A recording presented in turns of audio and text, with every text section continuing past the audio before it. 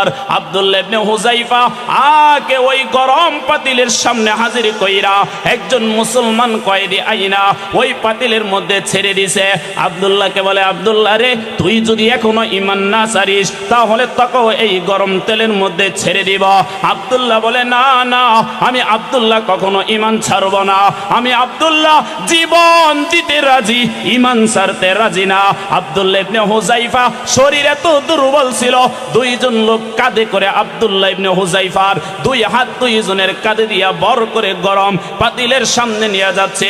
আব্দুল্লাহ ইবনে হুযায়ফা হঠাৎ করে জ্বর জ্বর করে হাউমাউ করে কান্না শুরু করে দিলেন। রোম সম্রাট ডাক দিয়ে বলে, হে আব্দুল্লাহ, মরণের ভয় হয়, ভয় হয়।